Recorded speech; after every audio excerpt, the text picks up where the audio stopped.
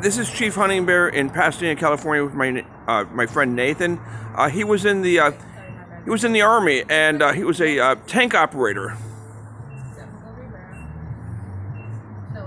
Yep. And you're RH negative. Yeah. Yeah. Yeah, so we have that in common. There are not too many of us left. But I know that you were a very competent, skilled tank operator, and then once you got out, you started having some problems. Yeah. So, It might be. Well, I mean, it's an intersection of a lot of issues, so it's not easy to extract, exactly what the stimulus is that would have caused my condition with the generating brain. well, you were telling me about what was happening with you today.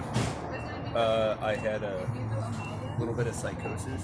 I went down to the VA to interface with them because they're so busy that I needed to physically go in there to follow up on my scheduling, because I had to miss an appointment on Monday morning that I normally would have gone to. And I attempted to call in, but I couldn't get in touch with anybody. And I left the voicemail. I called several different extension numbers. I got through their operator. The operator understood what was going on and was able to cancel one of my appointments for the record. But it took me a while to get in there. So it's pretty busy in there, and it seems like it's a very busy place, and Okay. it's a very interesting place. We've talked about this before. I don't think that there's anything psychologically wrong with you. I think it's the same thing happening to you that's happening to all the indigo people. Right. That you're being spoken to with ultrasound and microwave devices. You think you're hearing voices. You think you're hallucinating, but you're not. Right. You think I'm under the duress of like directed energy weapons? Right, exactly right. I mean, you're. I've had enough conversations with you. You're completely lucid, and I don't believe that you have any mental illness. Well, the psychosis effects that I have are pretty severe, and they are daily. Here, let me move over here. I'm sorry. What are some of the symptoms that you're experiencing? Sometimes it's heightened anxiety. Sometimes it's I just can't go to sleep. Sometimes I feel like it becomes like an almost like a narcissistic paranoid. What I refer to as narcissistic paranoid, where I believe like every little sound that I hear, like I'll hear muffled voices to the wall, and there's a part of my imagination that's hard at work figuring out, okay, how does this fit into the profile of a threat? So it's like people are out there talking about it and stuff like that. Tell me about your experience in the military. You were with Hell on Wheels out of Fort Hood. No, I was first ID for 3 years. And I volunteered for overseas assignment. I ended up in second ID, and then I got out, transitioned to National Guard right before 9/11 happened. Oh, I see. And there were like promotion opportunities because we were restructuring the force in 2000. There was a lot of saber rattling. Yeah. The industry itself was not even being coy about looking for a way to justify, reemployment back to the Middle East. Right now, they're doing a lot of public relations. I'm following the Department of Defense on Facebook, and they're doing things like they're using these new landmines that deactivate after a very short period of time. They say it's 96% effective, and then they can go out and collect them just to make sure. That's but right. they're doing a lot of things to improve their image. But I do think that they're messing with your head. Yeah, I mean, that would be a plausible fiction, but in a world where reality is so bizarre and out of whack and out of control, we usually assign fictions just to put things into palatable, reasonable, ways that we can consume, as a thought and make reason of. But realities will always be stranger in detail Okay, so than anything we could even begin to comprehend. when you were growing up, you know for sure that your blood type is negative. Yes. Which one is it? Is B it negative. B negative? Did they do any? Did they do any experiments on you? Did they do a lot of testing on you in hospitals? No. Actually, I went in with a group where they were messing around a little bit with like what they were going to do with basic training going forward. But that didn't happen until you went in the military. Before that, you were okay. Yeah, pretty much. Okay. Then what happened in the military? I don't know. I need to claim my confidentiality. Okay, so you can't talk about some things. But you're out of the military now. They shouldn't be doing anything to you. I think they are. No, but you think they are. I think they are, It's yeah. a profile of, Yeah. of your theory. Right. And to me, it's like, wow, that's a it's just something I haven't considered. Uh-huh. But it's a good, it's more plausible than what I think, because I have these experience where I feel that like a spirit thought is being projected.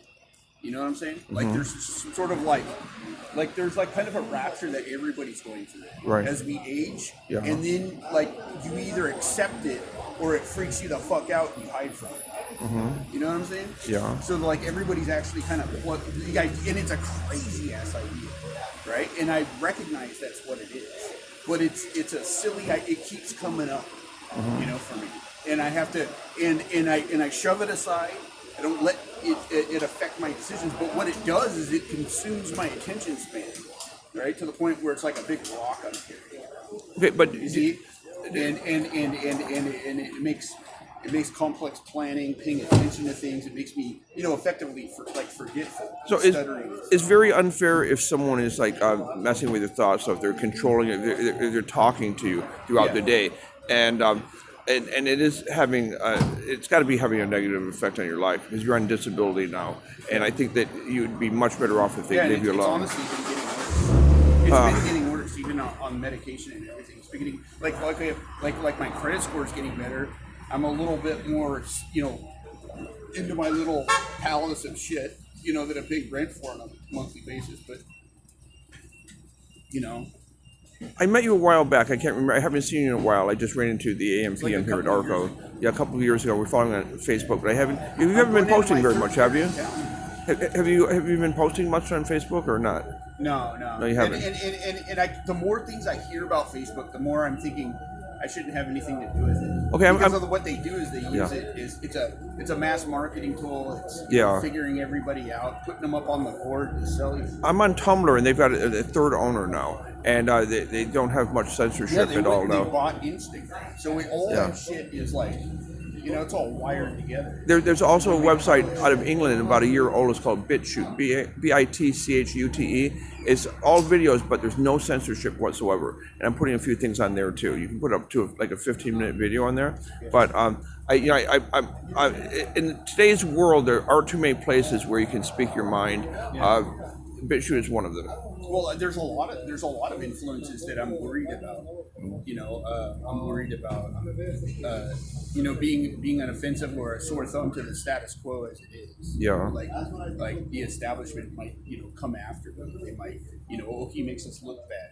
We need to write him up for this or that and the other thing. So I have to be careful what I say, because I honestly feel that I can't let what I say like drift off of like laser focus. Yes. Like fact. I can't say things that might be taken out of context and say, Right. oh, the guy's full of shit. Right. And that's another thing. How's When people are asking me about, Yeah. well, how are you? how's your personal life? I know that for a while you were getting involved with several women from the Philippines. Yeah. Yeah. How's that going? It's equally affected by the mess that I have in dealing with things, but really super sweet lady, and it's like it's a focus. It's something that I'm reaching for. It's a reason for me to aim high, to keep going forward. Like I was about to fly, when the thing came out. Oh, So it's like the I'm pretty much ready to coronavirus. go. I think that's I think it's being overblown. I don't really believe Now I'm it's just going to prepare yeah. more. It's like Yeah. I realized today I joined the gym That's because I good. want to lose this weight. Yeah. But I think that this whole coronavirus is I think it was I'm sure it's a bioweapon, but I think it's a dud. It's like I don't think it's any worse than the other flus that we get every year. But there's an interesting fact that every century now, on the 20th year. I got to move my car.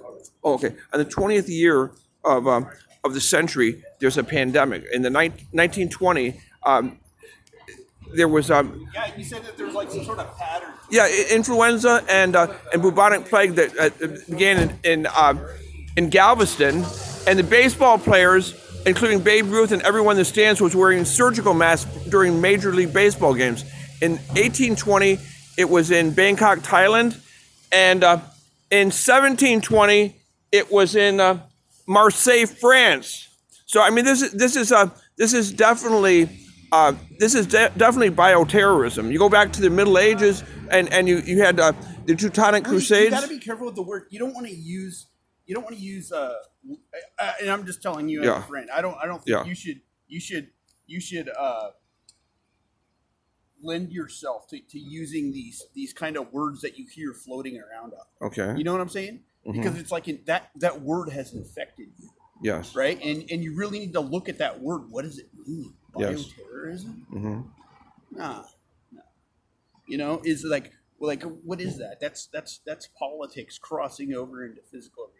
Mm-hmm. When you're talking about certain incidents that justify new policy, you know. So because if you're saying if there's a pattern here, the pattern itself you don't even know. It could be like a Mandela-like effect. It could actually be nature itself, you know, and it could be in a way because of the way everything actually weaves together. It could be God's will overall, you know. That's like we got too many people on the fucking boat.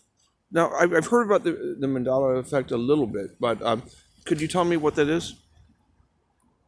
It's kind of like where people's memories are changed. Okay, I think the Mandela effect. Yeah. No, I'm talking about a mandala, not the Mandela effect. Oh, like but a mandala. Also, like that you go into a trance-like state with. Yeah, like a karmatic, like the Hinduist pictogram, you know, of karma, you know, mapped out in realities and layers and dimensions of influences and thought and action and, you know, things that actually exist. Yes. And all the weird moods and perspectives that you can suffer or, you know, be elated to experience throughout life. Are you religious?